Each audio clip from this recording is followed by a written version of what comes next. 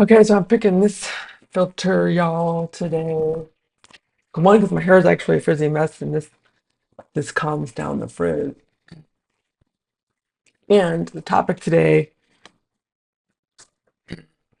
is I was in a Buddhist cult, which is an oxymoron.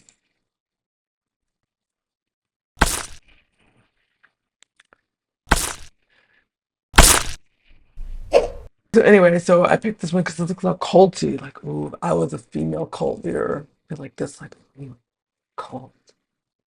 And then like, and then I like lure into something, right? And all of a sudden you get in the mofo cult and some shit drops off. Like this. Like bam! This. Ah. Or this could happen. This has happened in mofo cults. I'm just saying, okay? You can go into a different gender kind of cult. Because that's kind of a cult too. I'm just saying. I'm just saying. Bam! That's what happens. You get in a cult. Bam! Let me go back to the enticing beauty cult. I'm playing this clip. I'm gonna be eating my Ezekiel raisin bread toast.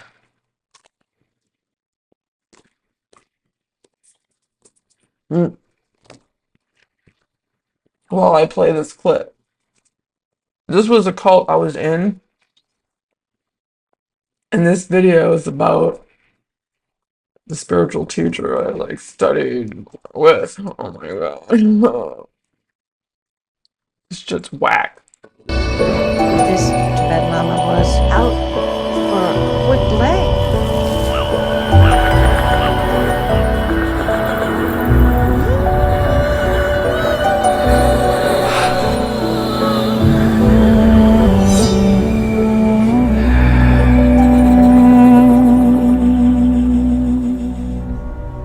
An ancient religion that promises a path to enlightenment. If he beats you or has sex with you, he's actually opening the way to enlightenment. But will the betrayal of a sacred trust cast shadows on Buddhism's growing popularity? I do think the shame factor has prevented it from being talked about until now, and it's time to be talked about.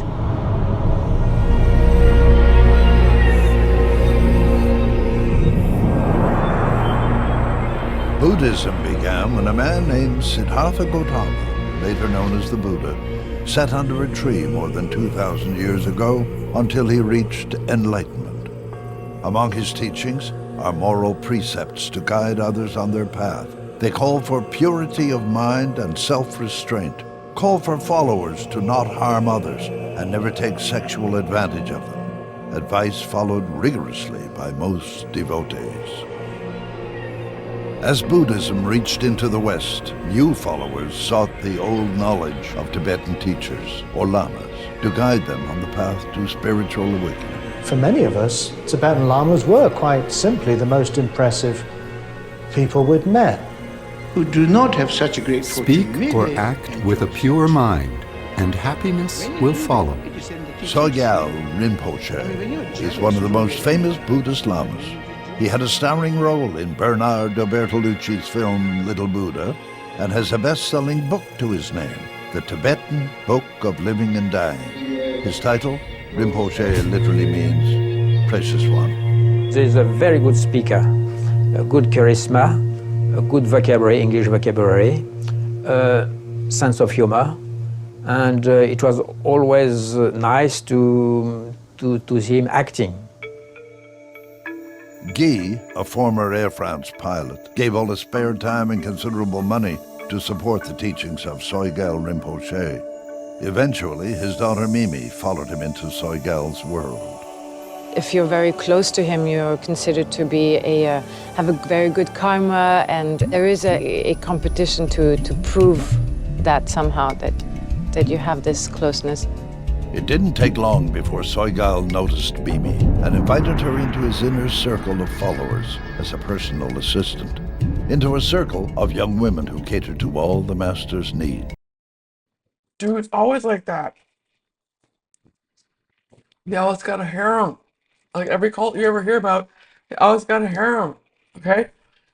And It's like that's like cult 101. Like the Nexium cult, the Holy Hell cult. That one had a male harem or male whole bunch of straight dudes he was banging. Oh my god. But it's always like some dude. It's like some leader type, like either the Keith Raniere dude or this guy Sogyal Rinpoche or like um what was in like, oh holy hell that like this guy, I don't know his name. He was ex porn star. Mofo became a cult leader. Oh my god. And then we know about like the Scientology dude that wrote sci-fi novels. And a lot of cults, you know, actually ironically pull from like mainstream spiritual teachings, like with Christ teachings or Buddhist teachings. Like a lot of them are influenced by this, but and then they co-opt them and then repackage them and they call it something different. But it's usually always based on like ancient teachings, like. But it's irony. The reason I say that this organization turned into a cult, like any kind of Buddhist organization turning into a cult, is an oxymoron because the whole premise of studying Buddhist teachings is to relinquish or gain awareness of a false identity that we create, right?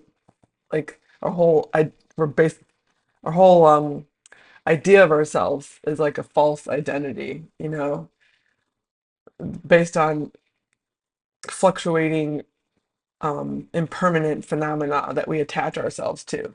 Like, and so so having cults form out of a group identity towards either some organization or leader or some sort of religion or whatever it is. It's identity that's making you stuck in this, thinking that you're part of this religion or part of this group or part of this race or part of this gender or whatever it is that you're identifying with. So the fact that a Buddhist uh, group turned into a cult is an oxymoron because the whole point is to relinquish identity. So the fact that people formed an identity around this organization and leader is uh ironic. I'm just saying. Anyway, and they always got a harem. It's called 101, got a harem. Okay, let's continue. It's always like some dude that like you don't really think that maybe would normally have a harem, but because they're special, anointed. They're anointed. They get to rape people and beat people and treat them like shit and have harems and because they're anointed. Anyway, um, this dude has got a harem. He beat people. Another one. People work for free. Another one. I mean, dude, it's got all the cliche telltale signs of a cult. I'll continue. And there's always some dude out of control with his dick. I'm just saying. We are allowed into that circle when we've shown that we're ready to do absolutely everything. At this Buddhist center in France, Mimi worked around the clock until one day the relationship changed. We were going out to a restaurant to celebrate a birthday, so I would coordinate all of that. So there was this moment where I was alone in his room with him. And then he said, undress. And having been only for 2 months working as an attendant for him, I just considered it to be another test of devotion. A test of devotion to a Lama with a reputation for a style of teaching known as crazy wisdom. In Tibetan Buddhism, a master who possesses this wisdom can use wild and unconventional methods to open students up, methods that can lead to confusion and abuse. Yeah, that was this particular cult's excuse for abuse. Excuse for abuse. It's crazy wisdom. It's okay to sexually manipulate women into relationships they don't want to be in, or sometimes even aggressively force things. I'm just saying, I heard dude, I heard some rape shit going on. I'm just saying, okay, I did. I heard it. You can read it yourself. Oh my God. It's like the last thing you'd ever think from a spiritual teacher, dude. That shit fucked me up psychologically, dude. Because like I read like his book, like I have his book. I just joined the group to study the teachings. That's it, with the other people, and deepen my understanding of Buddhist teaching, because that's what his whole book is on. This book, Tibetan Book of Living and Dying. It's a really good book. It's a legit ass book. That's the thing. Like some people won't even touch it now because of the reputation of him that got kind of messed up. But that would be a disservice because the book is really excellent. I'm just saying. And it is a total mind fuck, okay, that like he would act differently than what he says in the book, because the book is based, talking about it's the Buddhist teachings. It's not like he made them up. Like he just is a commentary and a deeper explanation in the modern context of the Buddhist teachings, which is why it's a really valuable book, because it kind of caters to more modern Westerners, And there were some co-authors that were Westerners that wrote it, so it's really good. And I still use it as a foundational like text that I continually work with and integrate. Like I didn't lose faith in the teachings. Okay, I just maybe I have to say I maybe lost a little faith in this particular teacher. That's a truth. If I'm being honest, we're told to have like unconditional devotion and all this stuff, but and I do to the triple jewel of the teachings, the Buddha, Dharma, and Sangha. But I mean, I kind of, I'm not gonna lie, like if a teacher doesn't align, his behavior doesn't align with the very thing he's teaching, which is ethical conduct, I'm like, that doesn't even make sense. Why are you teaching it if you're not practicing it or yourself? Like it's just weird, okay? Anyway, to be continued. Some masters who have this crazy wisdom use beating as a way to open your chakras and open you to your enlightenment. So you can be thrown stones at, and whatever he hits you it's a blessing. If he beats you or has sex with you, he's actually opening the way to enlightenment. After that, he very specifically asked me to swear never to speak of it to anyone, and to be clear that it is a very beneficial moment for me to have this connection to my master. See, that's a manipulation tactic. That's why I say, like, I've been in 3 cults, which is messed up, but one was a one-person cult, which was with a narcissist. Okay. And the reason I say I was in 3 cults is because even dating a narcissist was kind of like being in a one-person cult. Like, it's weird because the same abuse and manipulation patterns are the same, even if it's with an individual or a group. It's weird how that shit works. I don't know.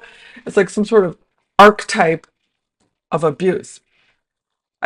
I tried to learn from what my experience was, but I just I got more information about the psychological behavior patterns of abuse than I ever wanted to know.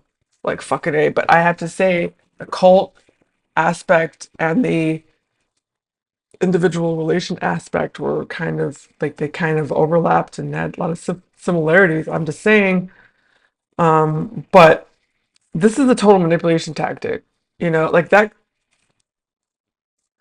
culture, like the Tibetan Buddhist culture. It's very what I found having studied, because I studied Tibetan Buddhism for like, I'm still studying it. Like, but I study Christ teachings too. I study all the like spiritual texts. I'm finding that the commonalities are pointing to the truth. I'm just saying. But anyway, but I studied Tibetan Buddhism for like, I'm still studying it. Constantly studying it, whatever. It's an ongoing thing. But that particular culture, and and also in Zen Buddhism, there's been a lot of sex scandals in the Zen Buddhism culture too. Yeah, there's just like the cultures are kind of misogynistic and patriarchal. Like So it's like there are these patriarchal misogynistic cultures going into a patriarchal misogynistic culture thing. So I think the women are like, oh, like her, she's like, oh, they can get so easily duped by that power, like uh, the, like, oh, he's a spiritual authority. Oh, like, so lucky to to be diddled by someone with this such spiritual authority. Oh, yeah. I'm so lucky, like that's like the whole like kind of framework and shit. And there's a lot of like things like that, cultures like that, or religions like that, and like women are kind of conditioned to be impressed by male status, like whether it's financial status, spiritual status, So the person might not even be someone they would normally ever be into if the person had no kind of status, Um, but women end up, and when women are impressed by this quote unquote spiritual status, and that you're told you're so lucky if you bang a llama, and like, I don't know, I'm suspect. I feel like it's a manipulation tactic, and it's like it's shady, and it's like I've realized, having studied the teachings for so long, you start seeing that the teachers can't give you anything you don't already have. You already have everything you're looking for. I've seen that. And the spiritual teachings and the teacher are there to guide you towards what you already have. There's nothing that they can give you. So like if they say like, oh, you're gonna suck my sucky, my dicky, you become an enlightened dakini. Ah, you already have what you're looking for. And I feel like they're manipulating, trying to get sex in order to try to get something, from you, but they can't really return anything that you don't already have. You already have what you're looking for. That's the thing. That's why I feel like if a teacher manipulates women sexually and manipulating their ignorance, that they are already have what they're looking for, okay, to get his dick wet. I feel like it's spiritual abuse, like flat out. I just feel like it's a misuse of spiritual authority. Like I'm just gonna say it. Like that's my opinion, because anyone, ask any bitch. Don't even just take my word for it. Any motherfucker who's seen the truth of all the different spiritual teachings, like any kind of glimpse of it, they already know that we already have what we're looking for. We just don't know it. We just don't know. We can't see it. It's blinded. It's obscured, right? So that's why I feel like it's even more problematic when any kind of authority or spiritual figure like puts himself in a position where they can give you something if you do this for them. If you suck their dick, fuck them, like cater to whatever bullshit trip they're on. I don't know. And if any authentic spiritual leader would know, already knows, you already have what you're looking for, and they're just trying to help you see that. They're pointing you always to yourself. Anything that I might do against it, or if I talk about it, would sever this connection. That connection is sacred. In some traditions, students take a vow, known as samaya. They promise to follow the master wholeheartedly and never speak of anything that happens between them. It is subverted as a threat that if you break your samaya, you will end up in the Vajra hell for countless aeons, and you will burn in the fiery furnace. And there are other things like that as well, like, it's bad for your karma. To see the Master not as a human being, but as the Buddha himself, is the source of the highest blessing. Indian government did not know how to define it. A group of people placed him on the throne, if you want, and gave people what they wanted. The first way was to give money, then the other possibility was to give all your time. And the third possibility, if you were young and beautiful, was to accept being in the inner circle of the so-called master. He was absolutely flagrantly promiscuous. Sogyal Rinpoche came to the West as a refugee after the Chinese invasion of his country, a Tibetan exile in search of a new life. His rise to fame. So yeah, like that's like the manipulation tactic that they use. It's like, oh, you're so lucky. Oh, you're so lucky if you fucky. The lami. I'm just saying, okay, that's what the whole narrative is.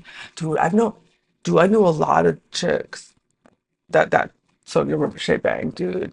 Like you run into a lot, dude. Like what that lady said, who was flagrant, dude. And a lot of them didn't have bad experiences. I'm just saying, but enough did, you know. And if you were to locate and read and find, I don't know if the lawsuit and what they talk about went down in it. There's like a $10 million lawsuit that happened towards this teacher, like because of his sexual inclinations. I don't even know, dude. Fortunately, I was like just someone who attended retreats, went to the study groups. I wasn't in the part of the inner circle. Usually, all the stuff that drops down with cults, it's usually, I found consistently, it's always in the inner circle. You know, it's like, and so that was got harems, and this one was tricky because there is a legit tradition, crazy wisdom tradition, in Tibetan Buddhism, but usually the fruit of it speaks for itself. Like, so, I don't know, I'm just saying, usually, like, if they do some sort of eccentric type of behavior, it's not usually abusive in the sense of, I mean, there's been some beatings, like, there's some stories about certain teachers that beat, but they would immediately see chakras opening, like, immediate. It would, so, like, if they beat the person, there'd be more immediate fruit of what was usually happening, but, I don't know. I just feel like maybe some people benefited from the eccentric behavior. Because again, it's all our own karmic vision, you know. So, because there's people that would be able to see anything that drops off in phenomenal existence, even if it's abusive, because of their own karmic perception being purified. They're going to be able to see it differently. But that's like a little, like a really high capacity, dude. Like, for people to do that, and the thing is, it's like there's a lot, like with like this teacher, he messed with a lot of new students, like new people that they don't even, they're just starting. Like, how would they be able to? I don't know. A lot of people just felt traumatized and victimized by it. I'm just saying. So obviously there was a gap in the discernment to know who could have the capacity to be able to liberate some of the just what we would consider in our culture very abusive and traumatic behavior. I mean, I just don't, I don't see the skillful means in this, which is why I don't trust it, because it just seemed too haphazard and you know, and there wasn't a recognition of like capacity and like, and a lot of times it's like this behavior, it's really being abusive, but it's masked under this other, there's all these kind of things like this struck me as just abusive, like, because I feel like, and my opinion is that like the teacher himself had been abused and was acting out that abuse and trauma on those around him, because his behavior is like prototypical of someone who's been sexually traumatized. I'm just saying. You ask any therapist. Turn to the religions of the East for answers. Buddhism seemed to be a beacon of light for many of us. It seemed to be unsullied by the sort of problems we associated with our ancestral religions. And all of that caused us to project an enormously beautiful light on Tibetan lamas. It was the purity of Buddhism's vision that New Yorker Victoria Barlow sought as a young woman in the 1970s, only to find herself deeply betrayed by the very teacher who could help her. In 1976, she began a sexual relationship with Sogyal that lasted for months. It was inconceivable to imagine that this teacher that is supposed to teach me how to be enlightened would just be out for a quick lay. Teachers were supposed to bring her peace of mind. Victoria spent a decade in India and the United States exploring the world of Buddhism to find a way to heal the wounds left from a childhood scarred by sexual abuse. I think that people who are sexually abused or have been victimized are inclined to need spiritual guidance more than other people. So there's a double whammy. The person who's been abused, been victimized, reaches out for spiritual guidance and doesn't know how to trust, or the correct person to trust, and then gets re-victimized. Re-victimized by a young Sogyal, known as the reincarnation of a Tibetan Lama whom she'd gone to for advice. Sat there, he sat next to me, and he started caressing my cheek and, saying, "You're so special," and I didn't know what to think. Yeah, they all do that. It's like this, in this milieu, the guru is a celebrity, right? So I feel like a lot of celebrity figures, they manipulate their access to power. This one's access to enlightenment, but with other celebrities, it's access to a record deal or access to a movie opportunity. It's like something, or some person is like has something that he wants, you know, and they use that to manipulate, like particularly women. So she was like in a vulnerable state, wanted to enlightenment, wanted to be free from emotional pain and from the past. And this person, he has the answers. And, oh yeah, and in this particular culture, it's like it's presented that you're lucky if you bang a llama or like if you get sexual access, which is I think I just kind of call bullshit. I feel like it's a manipulation tactic, to men get easy access to sexual perks. I don't know. I just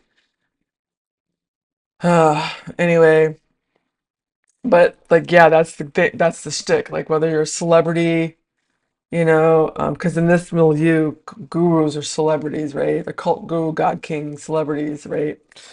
And so women, there's always like women that are impressed by status, of some sort, any sort, and like they just will seek like really I think the negative term would be status whore. I'm just saying, women are on that shit. I'm just telling you.